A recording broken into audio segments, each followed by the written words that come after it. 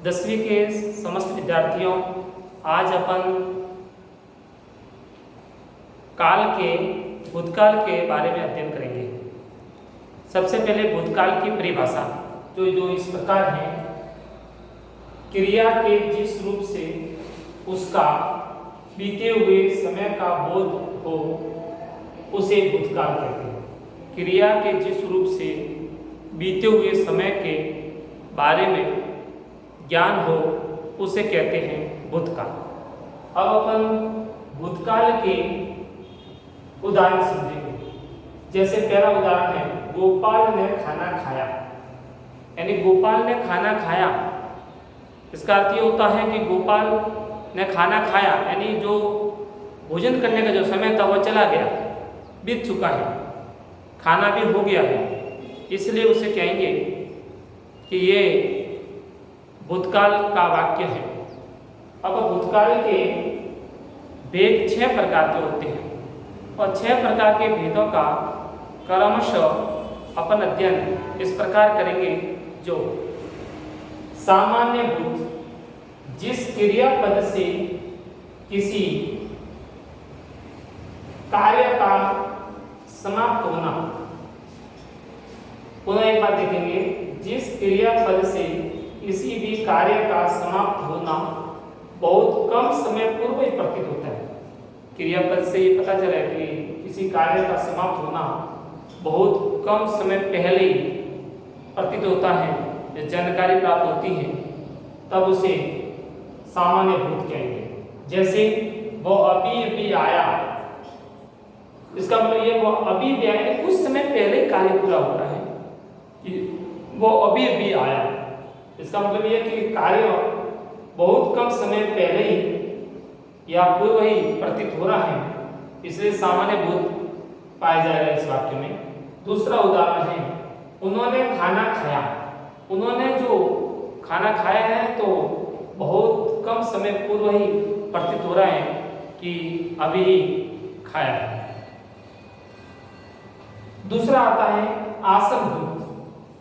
आसन भूत की परिभाषा जो इस प्रकार है, जिस क्रियापद से प्रतीत होता है कि कार्य कुछ समय पूर्व ही संपन्न हुआ है। यानी आसनभूत का अर्थ होता है कि क्रियापद से यह प्रतीत होता है, जानकारी होती है कि कार्य अभी कुछ समय ही पूर्व ही समाप्त हो गया है, उसे आसनभूत के अंतर्गत लेते हैं। इसका उदाहरण है, वो अभी अभी आया है। इसका मतलब काम जो पूरा हुआ है कुछ समय पूर्व ही पूरा हुआ है कि अभी वह अभी अभी आया है।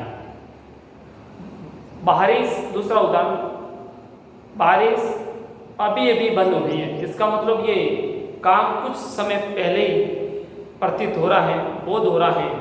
तब इस प्रकार का जो वाक्य होता है वो आसनभूत के अंतर्गत पाया जाता है। दूसरा भूतकाल का तीसरा उदाहरण है पूर्ण भूत। इसकी परिभाषा जो इस प्रकार है, जिन क्रियापद से कार्य की समाप्ति बहुत समय पूर्व ही हुई हो। यानी जिस क्रियापद से कार्य की समाप्ति बहुत समय पूर्व ही हुई हो उसे कहते हैं पूर्ण भूत। कार्य की जिस क्रियापद से हमको जानकारी मिल जाए कि कार्य की समाप्ति बहुत समय पूर्व ही पूर्ण हो गई है, वहां पर पूर्ण भूत काल पाया जाएगा। उसका उदाहरण है, भारत ने चीन व पाकिस्तान को मुंह तोड़ उत्तर दिया था। यानी उसका मतलब ये है कि ये भारत ने जब युद्ध हुआ 1900 पाकिस्तान के साथ 71 और चीन के साथ चाइना के साथ 1962, तो उस समय जब युद्ध हुआ उसमें भारत ने उसका मुकाबला करके मुंह तोड़ उसको जवाब दिया था। तो ये बहुत समय पूर्व ही क्रियापद रूप में कार्य समाप्त हो गया था, इसलिए इस वाक्यों में पूर्ण भूत पाया जाता है। अब आता है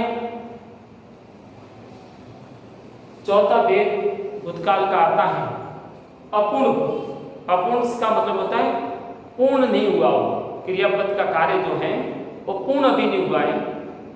जैसे उसकी परिभाषा इस प्रकार है, जिस क्रियापद से यह सूचित हो कि या जानकारी हो कि कार्य पहले ही आरंभ हो गया था परंतु अभी तक भी उसकी समाप्ति प्रतीत नहीं हो रही। यानी अपूर्ण भूत का मतलब क्रियापद से जानकारी हमको मिल जाती है कि कार्य पहले से प्रारंभ हो चुका था लेकिन अभी तक भी कार्य समाप्त नहीं हुआ, पूर्ण नहीं हुआ, इसलिए उसको कहते हैं अपूर्ण भूत। जिसका उसका उदाहरण है इस प्रकार है, वित्त मंत्री राज्य का बजट बना रहे थे, उस समय भूत समय चला गया लेकिन वो बना रहे थे, काम पूरा नहीं हुआ, वो बना रहे थे, चल रहा था बनाने का काम बजट का, इसलिए उस कार्य के अंतर्गत, इस क्रियापद के अंतर्गत अपूर्ण भूत पाया जाता है। एक दूसरा और उदाहरण है जो इस प्रकार है, हम सो रहे थे, इसका हम सो रहे थे यानी सो गए, बहुत समय पहले की बात हो रही है, सो रहे थे लेकिन अभी सोने का काम चल रहा है जो भूतकाल में, अभी काम सोने का आरंभ तो हो गया था लेकिन सोने का अभी समाप्ति नहीं हुई। ऐसा जब वाक्य होता है वहां पर अपूर्ण भूत पाया जाता है। उसी प्रकार पांचवा भेद, भूतकाल का पांचवा भेद इस प्रकार है, संदिग्ध भूत। संदिग्ध का मतलब होता है संदिग्ध पाया, सीधा सीधा है। संदिग्ध भूत के अंदर परिभाषा जो इस प्रकार है, कार्य भूतकाल में होने का बोध हो परंतु समाप्ति के प्रति भी सत्य बना है। कार्य जो है जो भूतकाल में तो प्रारंभ हो चुका है लेकिन वो कार्य पूर्ण होने में भूतकाल में समाप्ति का भी संदेह बना रहे तो उसे अपन संदिग्ध भूतकाल कहते हैं। जिसका उदाहरण है, भूमिका स्कूल गई होगी भूमिका तब अपने इस प्रकार गई होगी, इसका मतलब भी भूतकाल में काम तो हो रहा है लेकिन वो चल रहा है, इसलिए उसे कहते हैं संदिग्ध भूतकाल। उदाहरण छठा है उसका भूतकाल का, हेतुमन भूत, कार्य संपन्न होने वाला था परंतु कारणवश न हो उसका, यानी हेतुमन का भूतकाल का मतलब कार्य जो समाप्त होने वाला था, संपन्न होने वाला था लेकिन परंतु कारणवश किसी कारण के कारण वो कार्य अभी समाप्त नहीं हो सका। जैसे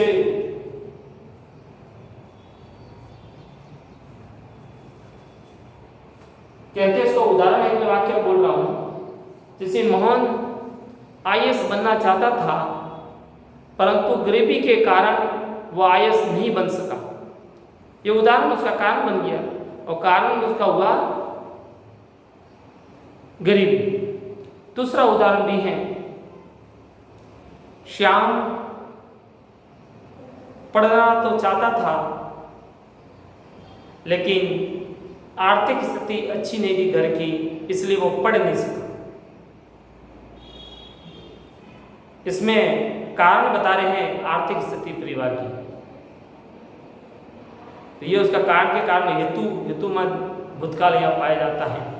समस्त 10वीं के विद्यार्थियों अपने जो गृह कार्य हैं आपकी हिंदी व्याकरण कॉपी में जैसा श्यामपट्ट पर लिखा गया उसको यथावत अपनी कॉपी में उतारना